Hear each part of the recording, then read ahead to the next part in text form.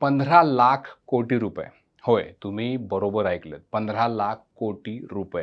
ही रक्कम किती मोठी आहे याची कल्पना करा. भारत सरकारच्या अनेक मंत्रालयांच्या वार्षिक बजेटपेक्षा ही रक्कम मोठी आहे. अनेक राज्यांच्या अर्थव्यवस्थेपेक्षा देखील हा आकडा प्रचंड मोठा आहे. याच रकमेचा भारतीय शेअर मार्केटमध्ये आतापर्यंतचा सगळ्यात मोठा स्कॅम झालेला आहे. एक अशी कंपनी जी स्वतःला जगातला सगळ्यात मोठा गोल्ड प्रोसेसिंग कंपन्यांपैकी एक म्हणवून घेते. असा एक उद्योगपती ज्याची सक्सेस स्टोरी आपल्याला अनेक वेळा सांगितली जात होती, पण आता त्याच उद्योगपतीवर आणि त्याच कंपनीवर सेबीनं गंभीर आरोप केलेले आहेत. आरोप काय आहे? तर आरोप असा आहे की कंपनीने 2021 ते 25 या काळात तब्बल 15.15 लाख कोटी रुपयांचं उत्पन्न चुकीच्या पद्धतीने दाखवलं. उत्पन्नाचा हा जो आकडा कंपनीने दाखवलेला आहे तो खरा नाही असा संशय सेबीला आलेला आहे. हा घोटाळा नेमका काय आहे? सेबीला याबाबत संशय कसा आला? LIC सारख्या मोठ्या संस्थेनं या कंपनीमध्ये इन्व्हेस्टमेंट का केली होती? आणि सगळ्यात महत्त्वाचं म्हणजे सामान्य इन्व्हेस्टर्सनी आता काय करायला पाहिजे हे आपण आज या व्हिडिओमधनं समजून घेणार आहोत. त्यामुळे हा व्हिडिओ शेवटपर्यंत नक्की बघा. याशिवाय पैसा पाणीवर आम्ही भरपूर स्कॅमच्या स्टोरीज बनवलेल्या आहेत. या स्टोरींमुळे आपण नक्कीच आपले जे काही बहुमूल्य पैसे आहेत ते पैसे वाचवू शकतो. त्यामुळे हा व्हिडिओ संपल्यानंतर चॅनेल आमचा जो आहे तो नक्की बघा, त्या स्कॅमच्या स्टोरीज बघा. आता आपण आपल्या व्हिडिओला सुरुवात करूया. सगळ्यात आधी आपण जाणून घेऊयात राजेश मेहता ही व्यक्ती कोण आहे. बंगळुरूमधल्या एका जैन व्यावसायिक कुटुंबामध्ये या माणसाचा जन्म झाला होता. सुरुवातीला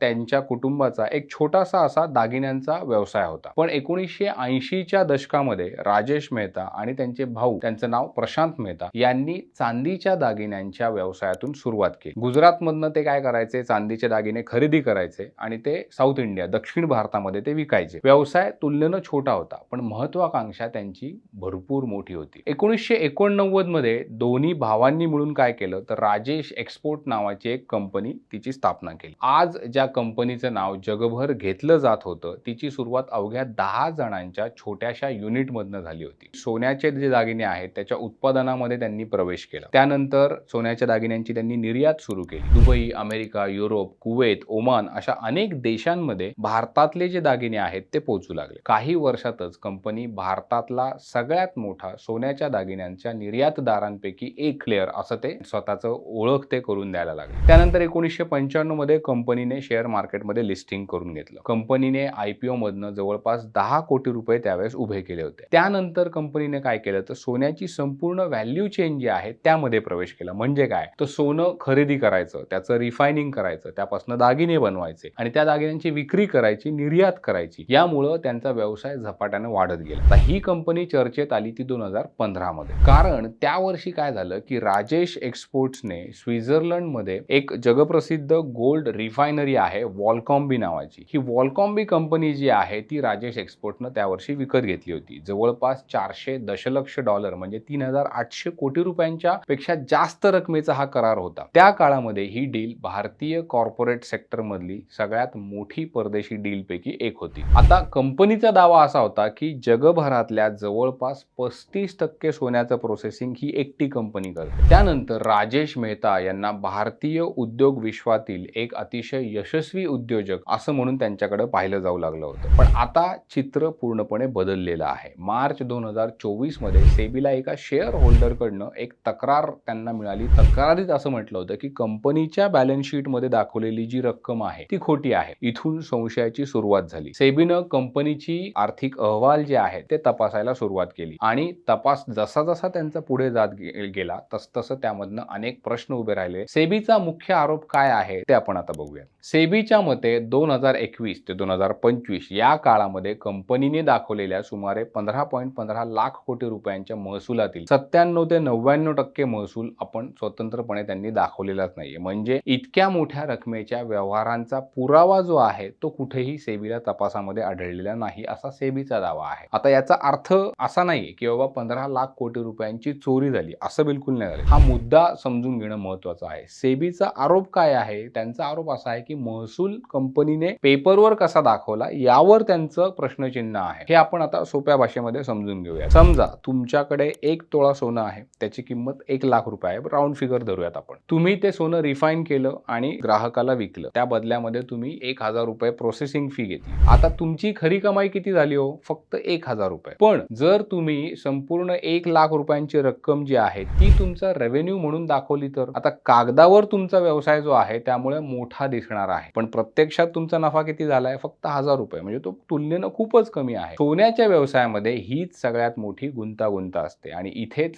सेबीला संशय आलेला आहे. सेबीचं काय म्हणणं आहे की बाबा काही परदेशी उपकंपन्या ज्या होत्या राजेश एक्सपोर्ट्सच्या, त्यांच्या व्यवहारांचा स्वतंत्रपणे तपास अजूनही होऊ शकलेला नाही. काही व्यवहारांचे पुरावे नाहीयेत. काही गुंतवणुकांबाबत स्पष्टता अजून पुरेशी मिळालेली नाहीये. याशिवाय सेबीनं आणखी काही गंभीर आरोप जे आहेत ते देखील राजेश एक्सपोर्ट्स आणि त्या कंपनीच्या मॅनेजमेंटवर केलेले आहेत. त्यांच्या मते राजेश मेहता यांनी त्यांच्या वैयक्तिक डेरिव्हेटिव्ह ट्रेडिंगचे व्यवहार जे आहेत ते कंपनीच्या खरेदी विक्रीसाठी दाखवले त्यांनी आहेत. म्हणजे कंपनीचा पैसा वापरला, स्वतःचं डेरिव्हेटिव्ह ट्रेडिंग केलं आणि ते कंपनीच्या बुक्समध्ये दाखवलं. त्याची किंमत 11,000 कोटी रुपयांपेक्षा जास्त आहे. म्युच्युअल फंड किंवा फिक्स्ड डिपॉझिट वरचं जे व्याज त्यांना मिळालेलं आहे ते ऍक्च्युअली मुख्य व्यवसायातल्या कमाईसारखं राजेश एक्सपोर्ट्सने दाखवलेलं आहे. हे सगळं सेबीने जेव्हा त्यांचे पेपर तपासले त्यातनं उघड झालेलं आहे. पण आता प्रकरण इथेच थांबतंय का? तर नाही. सेबीच्या तपासामध्ये आफ्रिकेमधल्या एका सोन्याच्या खाणीमध्ये राजेश एक्सपोर्ट्सने इन्व्हेस्टमेंट केली असं त्यांनी सांगितलं होतं. पण कंपनीने हा जो इन्व्हेस्टमेंटचा उल्लेख केला होता त्याचे स्वतंत्र पुरावे सेबीला कुठेही मिळालेले नाहीत. सेबीचं असं म्हणणं आहे की बाबा असं काही नाहीच आहे. काही निधी जे आहेत ते कंपनीच्या खात्यांमधनं फिरवले आहेत,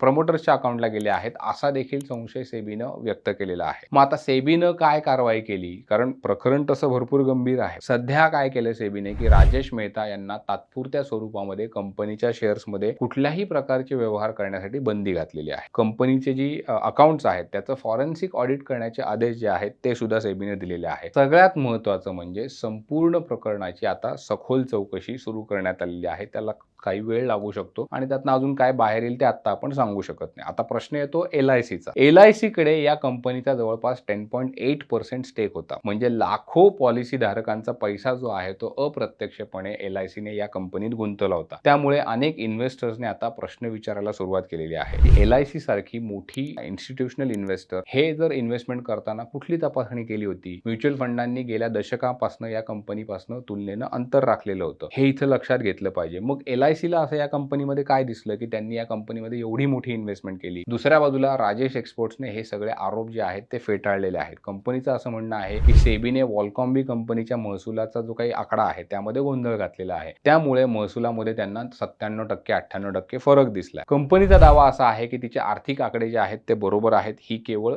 एक कम्युनिकेशन गॅप आहे. आम्ही सगळी कागदपत्रे जी आहेत ती सेबी समोर सादर करू असं देखील राजेश एक्सपोर्ट्सच्या मॅनेजमेंटने म्हटलेलं आहे. आता पुन्हा एकदा सगळ्यात एक महत्त्वाचा प्रश्न आपल्यासमोर उपस्थित राहतो. या सगळ्या प्रकरणातनं सामान्य गुंतवणूकदार तुम्ही आम्ही काय शिकलं पाहिजे? तर पहिली गोष्ट म्हणजे फक्त रेव्हेन्यू मोठा आहे म्हणून कंपनी मोठी होती का? नाही. महसूल भरपूर मोठा असू शकतो पण नफा किती आहे? कॅश फ्लो कसा आहे कंपनीचा? कंपनीवर कर्ज किती आहे? त्या कंपनीचा ऑडिटर कोण आहे? तिथे कॉर्पोरेट गव्हर्नन्स कितपत फॉलो होतं? ह्या सगळ्याचा आपण अभ्यास केला पाहिजे लॉंग टर्म साठी जेव्हा आपण गुंतवणुकीचा विचार करत असतो त्यावेळी. दुसरी गोष्ट म्हणजे आकड्यांच्या मागचा खेळ जो आहे तो समजून घेतला पाहिजे. कंपनी 1 लाख कोटींचा व्यवसाय जर दाखवत असेल आणि त्यातून प्रत्यक्ष कंपनीला पैसा किती निर्माण होतोय हे देखील आपण पाहिलं पाहिजे. तिसरी गोष्ट म्हणजे कुठलीही कंपनी कितीही मोठी असली तरी तुम्ही ॲज अ इन्व्हेस्टर प्रश्न विचारणं थांबू नका. कारण शेअर मार्केटमध्ये सगळ्यात मोठं नुकसान तेव्हा होतं जेव्हा गुंतवणूकदार फक्त आकड्यांवर आंधळेपणाने विश्वास ठेवतो. सध्या आता या प्रकरणाचा तपास सुरू आहे. तो आणखी काही महिने सुरू राहील. राजेश एक्सपोर्ट्सला आपली बाजू मांडण्याची संधी देखील मिळणार आहे. फॉरेन्सिक ऑडिट त्यांच्या अकाउंट्सचं होणार आहे. नवीन काही माहिती अजून आपल्याला येणाऱ्या महिन्यांमध्ये सुरुवातीला समोर येईल. कदाचित काही आरोप जे आहेत ते सिद्ध होतील. कदाचित कंपनीचे काही दावे योग्य देखील ठरू शकतील. पण एक गोष्ट मात्र निश्चित आहे. 15 लाख कोटी रुपयांच्या या प्रकरणाने भारतीय कॉर्पोरेट जगत, भारतीय शेअर मार्केट आणि भारतातले इन्व्हेस्टर्स जे आहेत त्यांना मोठा धक्का दिलेला आहे. आणखी पुढील काही महिने या प्रकरणावर संपूर्ण मार्केटचं लक्ष असणार आहे. बाकी शार्क टँकच्या आतमध्ये काय घडतंय हे जर तुम्हाला बघायचं असेल तर राईट साईडचा हा जो व्हिडिओ आहे तो तुम्ही नक्की पहा. चॅनेल नक्की सबस्क्राईब करा.